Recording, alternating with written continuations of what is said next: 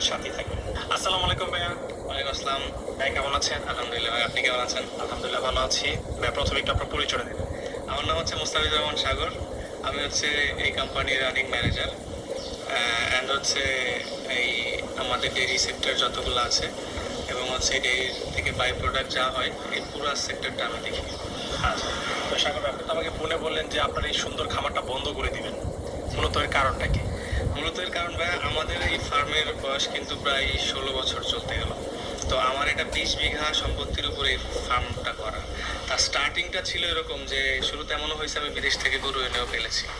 তো এটা অনেক বড় করার ইচ্ছা ছিল এবং এটা থেকে বাংলাদেশে যে দুগ্ধজাত পণ্য আছে বা বাই প্রোডাক্ট আছে, এটাকে বাংলাদেশে আসলে মানুষের পরিচিতি বাড়ানো বা মার্কেটে করার কথা ছিল। তো ওইরকমভাবেই আমরা আগাচ্ছিলাম, আমাদের যাত্রাটা এরকমই ছিল। কিন্তু বাংলাদেশের যে অবস্থা, তো এই প্রেক্ষাপটে আসলে ডেইরি সেক্টরটা ওইভাবে আগাচ্ছে না। মানে আমার যে প্রজেক্টটা যত বড় 20 বিঘার উপরে, যেই লোক ক্যাপাসিটি অ্যান্ড হচ্ছে আদার্স যে মেশিনারিজ বাই প্রোডাক্ট সব কিছু মিলিয়ে আমার যে খরচ, ওই জায়গার থেকে আমি দুধ উৎপাদন করে এটার বাই প্রোডাক্ট করে আসলে এই মানে লসের ঘানি টেনে আর থাকতে পারছি না। তো এখন আমরা রিসেন্টলি ডিসিশন নিয়েছি হচ্ছে ফার্মিং সেক্টরটা বন্ধ করে এখানে কমার্শিয়াল ফ্যাক্টরি করবো। আচ্ছা, তাহলে এই যে অনেকেই বলে যে আসলে যদি জায়গা থাকে তাহলে খামার করে লাভ করা সম্ভব, কিন্তু আপনি বলতেছেন আপনার 20 বিঘা জায়গা, পাশে আমরা দেখতে পাচ্ছি ফার্মের পাশে কিন্তু আপনার ঘাসের জমি রয়েছে, সবকিছুই রয়েছে এবং এইখানে বাই প্রোডাক্ট চিজ মেকিং এর ফ্যাক্টরিও আছে আমাদের। ওটা নিজেদের আমাদের ব্র্যান্ড দুধও আছে। বিক্রি করে না, নিজেরা সেই দুধ থেকে চিজ তৈরি করে চিজ বিক্রি করতেছেন, তারপর আপনাদের লাভ হচ্ছে। একটা সময় 7 বছর মিল্ক সেল করছি। আচ্ছা, ওইটা হবে না এটা বুঝে গেছি, তারপরে ওইটা বন্ধ করে আমি বাই প্রোডাক্টে গিয়েছি। এখন এটাও সম্ভব না, কারণ হচ্ছে আপনি দেখেন যে ঠাকুরগাঁ পঞ্চগড়ের ওইদিকে 52 থেকে 55 টাকায় মিল্কের লিটার বিক্রি হয়, যেখানে আমি আমার এখানের এই গরুগুলাকে উন্নত প্রযুক্তিতে দানাদার খাবার দিয়ে, তারপরে আপনার লোকবল যা আছে সবকিছু মিলিয়ে মেইনটেইন খরচ দিয়ে এর থেকে প্রতি লিটার দুধের দাম আসে 65 থেকে 70।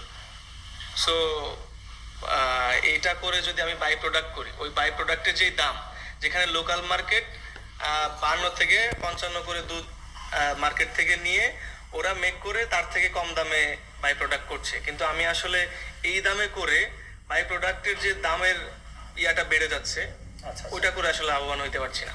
তাহলে যেটা বুঝতে পারলাম যে আসলে ঢাকার আশেপাশে যে সমস্ত এলাকা রয়েছে এখানে বাণিজ্যিক ভাবে করে আসলে লাভ করাটা সম্ভব না। গ্রামে যারা পালতেছে একেবারে কম খরচে, তারা দানাদার খাবারটা দিয়ে মানে গাছ দিয়ে লালন পালন করতে পারতেছে, তারাই শুধুমাত্র ডেইরি সেক্টরে লাভবান হচ্ছে। সেকেন্ড হচ্ছে ডেইরি সেক্টরে তো আমরা ওইভাবে কোনো সাপোর্ট পাই না, ডেইরি সেক্টরে ওইভাবে কোনো ব্যাকআপ নাই, সাপোর্ট পাই না। আর সেকেন্ড হচ্ছে মানে প্রতিদিন বাজারে খাবারের বা দানাদার খাবার যেগুলো সেটার দাম শুধু বাড়তে থাকে।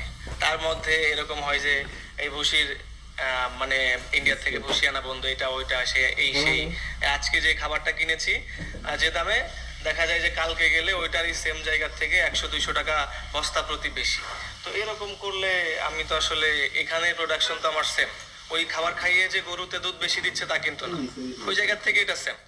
সো হিসাব করতে গেলে দিন শেষে দেখা যায় যে লাস্ট 3-4 বছর ধরে আমি আসলে লস টেনে টেনে পরে এখন লাস্ট ডিসিশন নিতে বাধ্য হয়েছি যে এটা আসলে টিকবে না। মানে আমি এইভাবে করতে থাকলে বলা যাবে দর্শকদের উদ্দেশ্যে যে 3-4 বছরের লাস্টে আপনি তো খামার করতেছেন 16 বছর, লাস্ট 3-4 বছরে আপনার এই ফার্মে টোটাল কেমন টাকা লস হয়েছে?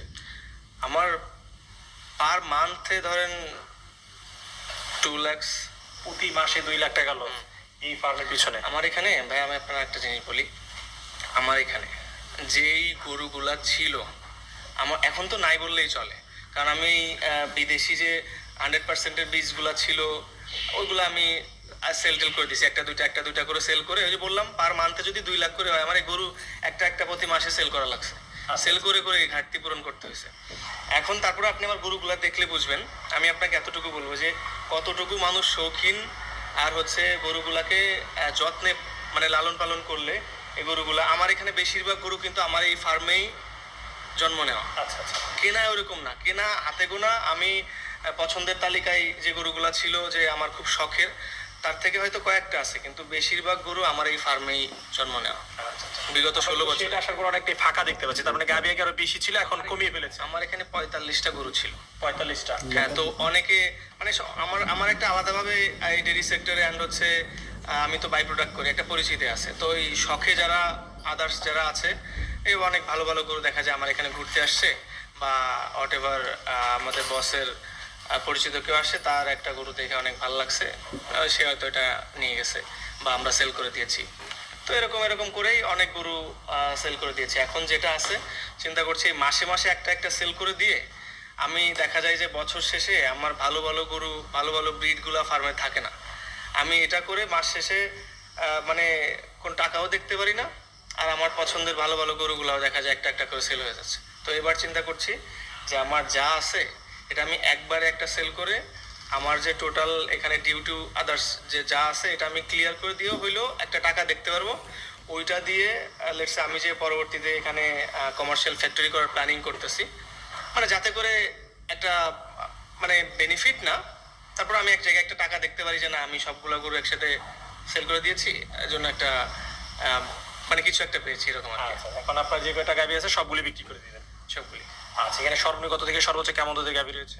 আমার এখানে সর্বনিম্ন হচ্ছে 15 লিটার আর ম্যাক্সিমাম হচ্ছে 32 লিটার পর্যন্ত গাভী আছে। আমার এখানে এরও বেশি ছিল, ওই যে বললাম এগুলো একটা একটা করে সেল করে দিয়ে করে দেওয়া হয়েছে। চলে গেছে। আচ্ছা সাগর ভাই, চলেন আমরা আপনার গাভীগুলো একটু দর্শকদেরকে দেখ। كنت أدور على فستان